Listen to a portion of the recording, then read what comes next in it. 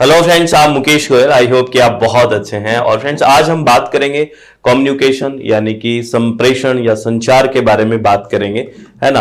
और इससे रिलेटेड जो पीवाईक्यूज आए हैं, है ना, जो रिसेंट में पीवाईक्यूज आए हैं, उसके साथ थ्योरी को समझने की कोशिश करेंगे। तो ये दोनों कंसेप्ट्स यानी कि आपको पहले जो ऑब्जेक्टिविटी है वो भी क्लियर होएगी और सब्जेक्टिविटी है वो भी क्लियर होएगी। तो बहुत आराम से शांति से सुनना है। और आपको क्या करना है, जैसे पहले मैं आपको क्वेश्चन दिखाऊंगा तो उसको पॉज करके वीडियो को पहले उस क्वेश्चन का खुद से आंसर करने की कोशिश करनी है। और फिर मैं उसका जब आंसर बताऊं फिर मैच करना कि आपने वो आंसर क्यों नहीं किया, क्या कारण है, क्या वो कंसेप्ट आपका क्लियर नहीं है। तो ये सारी बातें प्रॉपरली एनालाइज करना है खुद को, ठीक है। इसी तरह से वीडियो को देखना है। तो ऑल द वेरी बेस्ट, अच्छे से हम करेंगे इस चीज को। तो आपकी स्क्रीन पे ये एक क्वेश्चन है, देखिए ये पहला क्वेश्चन आपकी स्क्रीन पे है और इस क्वेश्चन को आप पढ़िए और इसको सॉल्व करने की कोशिश करिए, ठीक है। पहला क्वेश्चन क्या रहा है, the major characteristics of digital media are. Digital माध्यम की प्रमुख विशेषताएं निम्न हैं। क्या क्या विशेषताएं हैं डिजिटल मीडिया की। सबसे पहला कह रहा है इंटरएक्टिविटी यानी कि अंतर क्रियात्मक। बिल्कुल, जो डिजिटल मीडिया है वो इंटरएक्टिव तो है, इसकी तो कोई दोहराई की बात नहीं है। तो इस ऑप्शन को तो हम नहीं छोड़ सकते, ये तो आएगा ही आएगा। दूसरा कह रहा है कि ऑटोमेशन हो चुका है, स्वचालन हो चुका है। कि ऑटोमेशन एक तरह से यूं मान लो कि हमारी बहुत कम जरूरत हो गई है ना। ऑटोमेटिक सी चीजें हो गई है। और आपने देखा होगा जैसे जैसे डिजिटल मीडिया आ रहा है बहुत सा ऑटोमेशन तो हो ही गया है, स्वचालन तो हो गया है। जो हमारा रोल है वो बहुत मिनिमम एक तरह से होता हुआ जा रहा है। तो ये भी बिल्कुल क्लियर है, इसको कोई दोहराई नहीं है, ये भी आएगा। और अगर आप देखो जिस तरह से चीजें जा रही है ना, तो जो कॉस्ट है वो भी अब धीरे धीरे कम हो रही है। तो कॉस्ट भी क्या हो गई है, चीपर कॉस्ट हो चुकी है, यानी कि लागत है वो भी सस्ती हो चुकी है। और इसको आप इस क्वेश्चन में यहां आपको कंफ्यूजन हो कि हाई कॉस्ट करूं या चीप कॉस्ट करूं ना, तो इस पे अगर आपको कंफ्यूजन हो सकता है कई बार कि हाई कॉस्ट शो करवाऊं या चीप कॉस्ट, तो फिर आप ऑप्शन की तरफ जाके इस क्वेश्चन को कर सकते हो। जैसे आपके दिमाग में हाई कॉस्ट वाला आ जाए, चीपर कॉस्ट वाला कई बार नहीं भी आता, तो हाई कॉस्ट यानी कि डी है, तो डी इसमें है एक ऑप्शन में, एक और तीनों ऑप्शंस में डी है। आप इसको देखिए एक बार। तो यहां एलिमिनेशन मेथड काम में लीजिए। कैसे देखो, आपको ई ऑप्शन कह रहा है not different from the analogue technology, यानी कि एनालॉग टेक्नोलॉजी या प्रौद्योगिकी से अलग नहीं है। तो मुझे एक बात बताइए, डिजिटल मीडिया और एनालॉग मीडिया तो अलग अलग है ना। डिजिटल तो किस पे काम करता है, 0-1 पे यानी कि डिजिट पे काम करता है, और एनालॉग ये है रेखीय है एक तरह से। आप बात समझ रहे हैं, तो ये अलग अलग है। तो ये कह रहा है कि डिफरेंट नहीं है, लेकिन डिफरेंस तो है ना, एनालॉग और डिजिटल में तो डिफरेंस है। तो ई तो किसी तरह से आ ही नहीं सकता, तो ई वाले ऑप्शन तो कट गए, यानी कि थर्ड और फोर्थ तो फिर कट ही गए ऑप्शन, ठीक है। अब देखिए जो डी पे चर्चा हो रही थी, अब सेकंड ऑप्शन और फर्स्ट ऑप्शन में हमें कंफ्यूजन हो गया। तो सेकंड ऑप्शन में देखिए इंटरएक्टिविटी को नहीं ले रखा, अंतःक्रियात्मकता को नहीं ले रखा, जबकि डिजिटल मीडिया में तो काफी इंटरैक्शन है, तो ए तो आएगा ही आएगा। तो इससे हम किस ऑप्शन पे पहुंचे, चीपर कॉस्ट वाले, यानी कि ए, बी और सी पर पहुंच गए, ठीक है। तो इस तरह से जहां आपको थोड़ा बहुत कंफ्यूजन हो वहां आप एलिमिनेशन मेथड से कर सकते हैं, बहुत इंपॉर्टेंट है, ठीक है। इस तरह से आपको क्वेश्चन पे थोड़ा सा टाइम लगाना है जहां पे कंफ्यूजन हो, और हम जल्दबाजी में कर देते हैं तो वहां पे क्वेश्चन गलत हो जाता है। तो बहुत शांति से चीजों को करना है, ठीक है। तो और आप ऑटोमेशन जो शब्द है इसको मैंने यहां क्लियर भी कर दिया है। जो ऑटोमेशन शब्द था यानी कि स्वचालन, the application of technology, programs, robotics और process to achieve outcome with minimal human input. Basically क्या है, न्यूनतम मानव इनपुट के साथ परिणाम प्राप्त करने के लिए प्रौद्योगिकी, कार्यक्रम और रोबोटिक्स का प्रक्रियाओं का अनुप्रयोग ये हो गया, ठीक है। तो ये आपको ध्यान रखना है। चलो फिर आगे चलते हैं। और आगे चलने से पहले मैं आपको एक इंफॉर्मेशन दे देता हूं फ्रेंड्स की अपनी वेबसाइट है जिसका नाम है www.swmg.in, और इसका लिंक आपको डिस्क्रिप्शन बॉक्स में मिल जाएगा। मोबाइल एप्लीकेशन SWMG, इस पे हम कंप्लीट पेपर 1 पढ़ते हैं हिंदी और इंग्लिश माध्यम में। लाइव सेशन होते हैं, है ना, रिकॉर्डेड सेशन भी, अगर कोई लाइव नहीं देख सकता तो हिंदी और इंग्लिश दोनों माध्यम में होता है। डेली लाइव सेशन, आपको PDF फाइल्स भी मिलेगी, हिंदी और इंग्लिश माध्यम दोनों में रहेगी। और पेपर 2 यहाँ पे हम कौन कौन सा पढ़ते हैं, एक तो paper paper two environmental science पढ़ते हैं और पेपर टू एजुकेशन पढ़ते हैं, है ना, इसी वेबसाइट पे www.swmg.in, इसका आपको डिस्क्रिप्शन बॉक्स में लिंक मिल जाएगा। और कॉम्बो पैकेज अगर आप विलिंग हैं तो ज्वाइन कर सकते हैं, है ना, दोनों का, यानी कि पेपर 1 प्लस पेपर 2 ईवीएस या पेपर 1 प्लस पेपर 2 एजुकेशन, जो आप विलिंग है। ठीक है, चलो फिर नेक्स्ट क्वेश्चन, इस क्वेश्चन को देखिए, ये क्वेश्चन क्या कह रहा है। इस क्वेश्चन के मैं ऑप्शन थोड़े 2-3 और ऑप्शन छुपे हुए हैं, मैं आपको दिखा देता हूं। पहले इस क्वेश्चन को पढ़िए, क्या कह रहा है कि successful educational communication is depend upon the skills of, सफलतापूर्वक शैक्षिक संप्रेषण निम्नलिखित में से किस कौशल पर निर्भर है। ये कुछ कौशल दिए गए हैं, कुछ स्किल्स दिए गए हैं, और आपको पूछा है अगर सक्सेसफुल एजुकेशन कम्युनिकेशन करना है तो वो किस पे डिपेंड होगा, ये आपको देखना है। और ये आपके ऑप्शंस हैं, ये आप इसको पॉज करके कर सकते हैं, है ना, ऑप्शंस ये हैं। तो सबसे पहले कह रहा है understanding the negative characteristics of the audience, श्रोतागण के नकारात्मक विशेषताओं की समझ।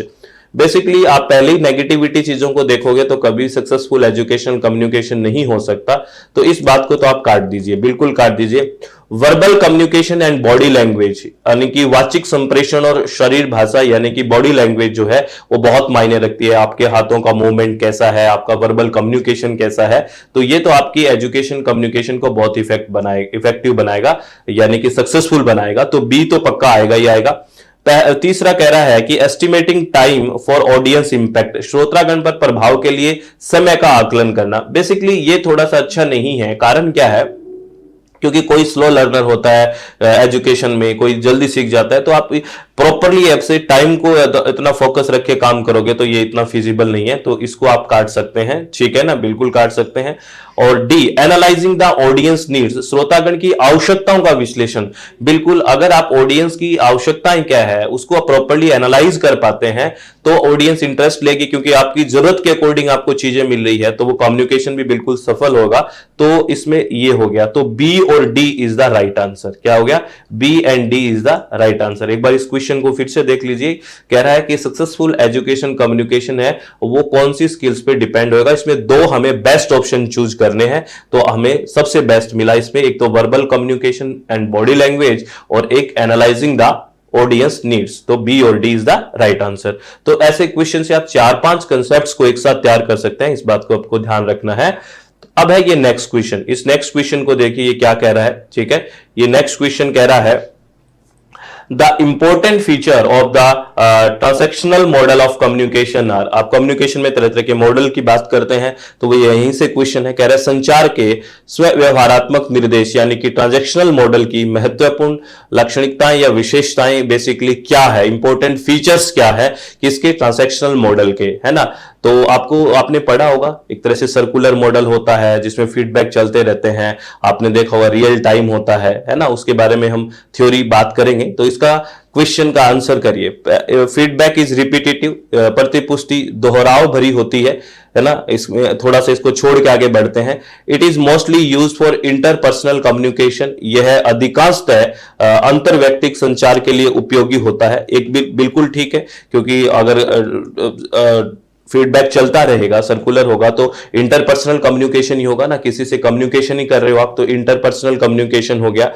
और सी कह रहा है the sender and the receiver of message can interchange their roles, यानी कि संदेशों के प्रेषक और प्राप्तकर्ता अपनी भूमिकाएं आपस में बदल सकते हैं, बिल्कुल बदल सकते हैं। कभी वो क्या होगा, जब आपको फीडबैक चलता रहेगा टाइम के अकॉर्डिंग, तो कभी सेंडर रिसीवर है, कभी रिसीवर सेंडर है, ठीक है ना, ऐसे बात होती रहेगी। तो ये भी बिल्कुल ठीक है, ठीक है। और जो फीडबैक है वो साइमल्टेनियसली होता है, यानी कि एक तरह से सर्कुलर जो या ट्रांसैक्शनल मॉडल होता है, तो उसमें फीडबैक एक साइमल्टेनियसली होता है, यानी कि आपने जैसे ही बोला एकदम से वहां से उत्तर आना, प्रत्युत्तर, तो ये है। तो रिपीटेटिव की जगह ये ज्यादा अच्छा शब्द है, यानी कि जो फीडबैक है वो साइमल्टेनियस है, यानी कि सहकालिक है, उसी समय हो जाता है। This is the correct word, ठीक है, ये एक सही शब्द है। The heavy dose of noise provides a message, शोर की भारी खुराक एक संदेश देती है। हैवी डोज वाले ये तो बात नहीं है इसमें, ठीक है, ये तो अलग ही है। तो इसमें जो फीडबैक जहां पे हमें मैंने कहा था इस एक को छोड़ दो, फीडबैक इज रिपीटेटिव, इससे ज्यादा अच्छा है कि यहां पे फीडबैक है वो साइमल्टेनियसली होता है, प्रतिपुष्टि सहकालिक होती है। This is the best option. तो इसमें बी, सी और D is the right answer. आपने इस क्वेश्चन को समझा, आपका राइट हुआ कि नहीं हुआ ये आंसर, ठीक है। और आप मुझे कमेंट बॉक्स में प्लीज कमेंट करते रहें, जिससे हमें पता लगे कि आपकी नीड क्या है, आप किस तरह की क्लासेस चाहते हैं। ये जब तक नहीं बताएंगे तब तक हम किस तरह से इस चीज पे काम कर पाएंगे। तो आप बताइए कमेंट बॉक्स में कि आपको ये क्लास हाँ ठीक लगी। कमेंट थोड़ा इंटरेक्शन करिए, पढ़ाई की बातें करिए कि हाँ हमें इस तरह की क्लासेस चाहिए, ये क्लासेस चाहिए, इस तरह से करें। और इसके लिए मैंने बोलना शुरू किया है बेसिकली कि आप इस चीज को नोटिफाई करके रख लें और इसको सब्सक्राइब करके रख लें, जिससे आपको वीडियोज आपको मिलती रहे, जिससे मे भी आपको हेल्प हो जाए। ठीक है, तो ट्रांजैक्शनल मॉडल के बारे में अगर हम बात करें तो देखिए क्या कह रहा है। Transactional model of communication refer to the continuous exchange of information. यहां पे क्या है, जो सूचनाएं हैं इनका कंटिन्यूअस क्या होता है, एक्सचेंज होता है, continuous exchange on information where both the sender and receiver are involve in the process and take turns to communicate message. Basically क्या है, यानी कि ये संचार का एक लेन देन मॉडल या ट्रांजैक्शनल मॉडल सूचनाओं के निरंतर आदान प्रदान को संदर्भित करता है। यहां प्रेषक और रिसीवर दोनों प्रक्रिया में शामिल होते हैं। The communication process of sending the message occur at the same time, and this is why the interaction model describe communication as a circular model of communication। जो हम बात कर रहे थे, संदेश भेजने की संचार प्रक्रिया एक ही समय में होती है, और यही कारण है कि इंटरेक्शनल जो मॉडल है या संचार को संचार के परिपत्र मॉडल के रूप में भी वर्णित किया जाता है, यानी कि सर्कुलर मॉडल के रूप में वर्णित किया जाता है। तो ट्रांजैक्शनल मॉडल के बारे में बात समझ में आई। यहां से हर बार कोई ना कोई क्वेश्चन आ जाता है, तो ध्यान रखना है। ठीक है, चलो, और ये क्वेश्चन देखिए, ये क्वेश्चन भी बड़ा अच्छा क्वेश्चन है। बेसिकली ये क्वेश्चन है, कह रहा है कि ये कूल मीडियम और हॉट मीडियम के बारे में आपने सुना है, क्या होता है। बेसिकली ये कूल मीडियम से क्वेश्चन है। ए cool medium has the feature of, किस तरह के फीचर रखता है कूल मीडियम, आपसे ये पूछा है। अगर ये वर्ड आपने सुना है तो आप इस क्वेश्चन को कर पाओगे, नहीं तो नहीं कर पाओगे। देखो, कूल मीडियम है, मैं आपको बता दूं, ये हाई डेफिनेशन नहीं होता है, एचडी नहीं होता है। वो हाई डेफिनेशन जो होता है बेसिकली वो हॉट मीडियम होता है। तो इसको काट दीजिए आप। यहां पे जो पार्टिसिपेशन होता है, जो भी रिसीवर होता है, पार्टिसिपेशन होता है, उसका हाई होता है कूल मीडियम में। बिल्कुल ये बात ठीक है, इसके बारे में अभी पढ़ेंगे। दोनों टर्म कूल मीडियम और हाई मीडियम के बारे में अभी पढ़ेंगे, लेकिन इसके आंसर की तरफ जा रहे हैं। एक तो ये हो गया कि ये हाई पार्टिसिपेशन होता है, उच्च भागीदारी होती है, बिल्कुल। और इसके अंदर एक चीज और होती है, it provide small amount of information, यह सूचना की अल्प मात्रा प्रदान करता है। यह भी आपको ध्यान रखना है, हाई पार्टिसिपेशन होता है और सूचना की अल्प मात्रा, कंपैरेटिवली हॉट मीडियम के ये कम मात्रा में इंफॉर्मेशन का क्या करता है, प्रोवाइड करता है, ये भी है। और tend not to be supplemented by hot media, यह ज्वलंत मीडिया द्वारा संपूरक होने की प्रवृत्ति नहीं होती, नहीं ये होती है बेसिकली। ये आएगा सप्लीमेंटेड बाय हॉट मीडिया, यानी कि ज्वलंत मीडिया द्वारा उसको विस्थापित कर दिया जाता है। तो बी, सी और E is the right answer. अभी आपको थोड़ा सा कंफ्यूजन हो रहा होगा कि ये हॉट मीडिया अगर आपके दिमाग में नहीं है, ये बेसिकली आपने कहीं नहीं पढ़ा है, तो कंफ्यूजन हो सकता है। इसका आंसर क्या है, बी, सी और ई, यानी कि हाई पार्टिसिपेशन होगा और ये स्मॉल अमाउंट ऑफ इंफॉर्मेशन का प्रोवाइड करेगा, और सप्लेंडेड बाय हॉट मीडिया, यानी कि ज्वलंत मीडिया द्वारा विस्थापित होगा। तो अभी मैं आपको इसका बी, सी और E is the right answer. इसके बारे में आपको थोड़ा बता देता हूं, हॉट मीडिया और बेसिकली क्या होता है और कूल मीडिया क्या होता है। Hot media is that which engage one sense completely. क्या है, हॉट मीडिया वह है जो भाव को पूरी तरह से संलग्न करता है, हॉट मीडिया, ठीक है ना। बिल्कुल आपको इंगेज, एक सेंस को पूरी तरह से इंगेज कर लेता है। It demands little interaction from the user because it spoon feeds in the content. Basically ये उपयोगकर्ता से कम इंटरेक्शन की मांग करता है, किसी भी तरह का पार्टिसिपेशन ज्यादा यहां पे नहीं होता। जबकि हमने कूल का आंसर दिया है, हॉट उससे अपोजिट हो जाएगा ना, ये हॉट के बारे में, क्योंकि यह सामग्री को चम्मच फीड करता है, जैसे स्पून फीड करता है। जो उसने बोला वही मान लीजिए, हाई पार्टिसिपेशन की बात होती ही नहीं है यहां पे।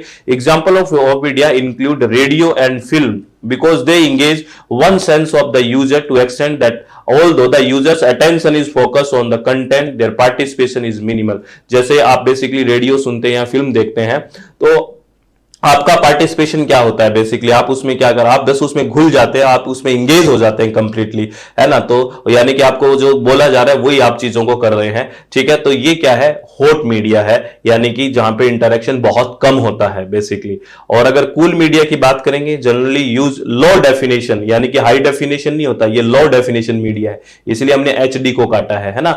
Usage low definition media that engage several sense less completely, that is demand to great deal of interaction on the part of the audience. तो इसमें हो गया ना, इसी का क्वेश्चन था कि कूल मीडिया आमतौर पर लो डेफिनेशन मीडिया का उपयोग करता है जो कई इंद्रियों को पूरी तरह से कम संलग्न करता है अकॉर्डिंग टू हॉट मीडिया, क्योंकि यह दर्शकों की ओर से बहुत अधिक बातचीत की मांग करता है। बेसिकली यहां पे इंटरेक्शन या पार्टिसिपेशन अच्छा होता है। The user must be familiar with general conversation in order to fully understand the media. मान के माध्यम को पूरी तरह से समझने के लिए उपयोगकर्ता को शैली की परंपराओं से भी परिचित होना चाहिए। उदाहरण के लिए जैसे फोन में कन्वर्सेशन होता है, फोन पे वार्तालाप होती है, या आप कॉमिक बुक्स पढ़ते हैं, तो बेसिकली वो क्या है, एक कूल मीडिया है जहां पे आपका पार्टिसिपेशन है। ये लो डेफिनेशन मीडिया है, ठीक है। तो हॉट मीडिया और कूल मीडिया के बारे में ये कंसेप्ट आपको समझ में आया, इसलिए कूल मीडिया का ऑप्शन कौन सा गया, ये देखो ये गया। इसीलिए हमने हाई डेफिनेशन को काट दिया क्योंकि ये लो डेफिनेशन है और यहां पे पार्टिसिपेशन भी हाई है और ये स्मॉल अमाउंट ऑफ इंफॉर्मेशन की शेयरिंग करता है। ऐसे फिल्म की तरह नहीं है कि 3-4 घंटे, नहीं, वो तो हॉट हो जाएगा ना। और एक हो गया, ये हॉट मीडिया से क्या है, एक तरह से विस्थापित है, ठीक है, ये हो जाएगा क्योंकि दोनों अलग अलग चीज होगी, तो इसलिए इसका राइट आंसर वो हुआ, ठीक है। अब ये क्वेश्चन देखिए, असर्शन रीजनिंग का क्वेश्चन है। बेसिकली ये क्या कह रहा है, ये कह रहा है the spoken and written words are two media of many available for communication in the classroom. कक्षा में संप्रेषण हेतु उपलब्ध अनेक माध्यमों में से मौखिक और लिखित दो माध्यम है। हमें पता है, एक तो हमारा स्पोकन हो गया, एक रिटन हो गया, अलग अलग माध्यम है, स्पोकन और रिटन, ठीक है, दो माध्यम हो गए। रीजन कह रहा है communication through any medium doesn't hamper through attitudes of encoder. किसी भी माध्यम से संचार इनकोडर के दृष्टिकोण के माध्यम से नहीं होता। आप मुझे, ये तो ऊपर वाला तो बिल्कुल ठीक है, बट ये गलत है। बेसिकली क्यों गलत है, कह रहा है कि कम्युनिकेशन थ्रू एनी मीडियम, आप कम्युनिकेशन कर रहे हैं किसी भी माध्यम से, किसी के साथ आप वार्तालाप कर रहे हैं, कम्युनिकेशन कर रहे हैं, संप्रेषण कर रहे हैं, क्या वो आपके एटीट्यूड से, आपका जो इनकोडर, इनकोडर क्या होता है, जो सेंडर के पास होता है ना इनकोडर, डिकोडर रिसीवर के पास होता है, तो आप बताइए आपके एटीट्यूड पे वो क्या डिपेंड नहीं होता, क्या आपके एटीट्यूड पे वो डिपेंड नहीं करेगा, हैपन नहीं करेगा, बिल्कुल करेगा। आपका जो एटीट्यूड है वो तो बहुत प्रभावित करेगा, आपका दृष्टिकोण तो बहुत प्रभावित करेगा। तो ये कह रहा है नहीं होता, लेकिन इसलिए ये गलत हो गया। तो ए है वो ठीक है, बट आर है वो फॉल्स हो गया। तो third option is the right answer, इसको आपको ध्यान रखना है, ठीक है। नेक्स्ट क्वेश्चन फिर असर्शन रीजनिंग का है। ये कह रहा है defining the objective of the topic of discussion is not necessarily the first step in classroom communication। ये कह रहे हैं चर्चा के विषय के उद्देश्यों को परिभाषित करना अनिवार्यतः कक्षा संप्रेषण का पहला कदम नहीं है। क्या आप इस बात से सहमत हैं क्या? बेसिकली आप, जैसे हमने कम्युनिकेशन पढ़ना अभी स्टार्ट किया था, तो शुरुआत में मैंने आपको क्या बताया कि हम इसमें क्या पढ़ेंगे, किस तरह से चीजें पढ़ेंगे, थ्योरी के PYQs और ये पढ़ेंगे, है ना, ये हमारे ऑब्जेक्टिव्स ये रहेगा कि इसमें आपको ये क्वेश्चंस आते हैं। तो किसी भी क्लासरूम में आपको जो ऑब्जेक्टिव को डिफाइन करना बहुत जरूरी होता है। कोई भी आप डिस्कशन कर रहे हैं तो ऑब्जेक्टिव डिसाइड करना एक फर्स्ट स्टेप है, और ये कह रहे हैं नॉट नेसेसरी, ये तो बहुत जरूरी है। अगर ये आपका डिसाइड नहीं है या इसको आपने अच्छे से डिफाइन नहीं किया तो इंटरेक्शन ही नहीं होगा, और उसका मतलब क्या होगा। तो नॉट नेसेसरी नहीं, वो तो नेसेसरी है, इसलिए ये ऑप्शन कट गया, ए तो गलत है। आर कह रहा है clear definition of objective make student understand the topic well. ये बहुत अच्छी बात है कि उद्देश्य को अगर आप स्पष्ट रूप से परिभाषित करते हैं तो विद्यार्थियों को बेहतर ढंग से समझने में मदद मिलती है। बिल्कुल सही बात है, अगर ऑब्जेक्टिव अच्छे से डिसाइड है और तो आप अच्छे से चीजों को समझ पाएंगे, तो ये बिल्कुल ठीक है। तो ए इसमें गलत हो गया और आर है वो इसमें ट्रू हो गया। तो fourth option is the right answer, A false but R is true. तो इस तरह से ये चीजें आपको करनी है और बहुत आराम से चीजों को करना है ना, और आराम से चीजों को करोगे और क्वेश्चन के साथ आप कंसेप्ट को समझिए। आप इस तरह से फोकस मत कीजिए अपने आप को। मैं बार बार कहता हूं कि मैंने 100 क्वेश्चन कर लिए, मैंने 500 क्वेश्चन कर लिए, मैंने 1000 क्वेश्चन कर लिए, फिर भी सिलेक्शन नहीं होता। तो उसके पीछे एक रीजन है। इसके पीछे रीजन यही है कि आप क्वेश्चन बहुत जल्दबाजी में करते हैं। आपको क्वेश्चन के आंसर तो याद शायद हो जाते होंगे, बट आपको उस क्वेश्चन के पीछे कंसेप्ट क्या है उसके, क्योंकि जब तक आप कंसेप्ट नहीं समझोगे तब तक आपको पता है एक चीज तो ना कि कोई भी क्वेश्चन रिपीट ना हो, लेकिन कंसेप्ट तो रिपीट होते ही रहते हैं। तो कंसेप्ट को समझने पे ज्यादा ध्यान दीजिए, है ना, और कि अच्छा ये क्वेश्चन कहना क्या चाहता है, उसके भाव को, उसके फंडामेंटल को, उसको बेसिक को समझिए, फिर आंसर करिए, फिर देखना कितना अच्छा कॉन्फिडेंस आएगा। तो बहुत आराम से हुआ नहीं करना, बहुत आराम से चीजों को करना है, ठीक है। तो मैं आपको एक बार फिर इंफॉर्मेशन दे देता हूं, अगर आप विलिंग है तो आप सुन सकते हैं कि अपनी वेबसाइट है दैट इज www.swmg.in और मोबाइल ऐप SWMG, इस पे हम कंप्लीट पेपर 1 पढ़ते हैं, है ना, हिंदी और इंग्लिश माध्यम दोनों में पढ़ते हैं, हिंदी एंड इंग्लिश में, ठीक है। अगर आप विलिंग है तो आप ज्वाइन कर सकते हैं, लाइव सेशन चल रहे हैं इस सेशन के लिए, ठीक है। और अगर कोई स्टूडेंट लाइव नहीं देख सकता तो रिकॉर्डेड बैच भी चल रहा है, या रिकॉर्डेड सेशन भी उसी का देख सकते हो। और पेपर 2 यहाँ पे इन्वायरमेंटल साइंस है और पेपर 2 एजुकेशन है। अगर आप विलिंग है तो ये भी ज्वाइन कर सकते हो। और ये जो लिंक है इसका डिस्क्रिप्शन बॉक्स में आपको मिल जाएगा, अपनी वेबसाइट का और ऐप का। और कॉम्बो पैकेज भी अगर आप विलिंग है तो ज्वाइन कर सकते हैं। तो आप आराम से चीजों को करें, बहुत शांति से चीजों को करें। और एक बात जो अपनी बेहतर बात है कि अपने चित्त को शांत रखें, हमेशा खुश रहें, किसी भी तरह की जल्दबाजी ना करें, बहुत आराम से पढ़ने की कोशिश करें, तभी बेहतर होगा। ऑल द वेरी बेस्ट, बहुत बहुत धन्यवाद। Thank you, thanks a lot friends.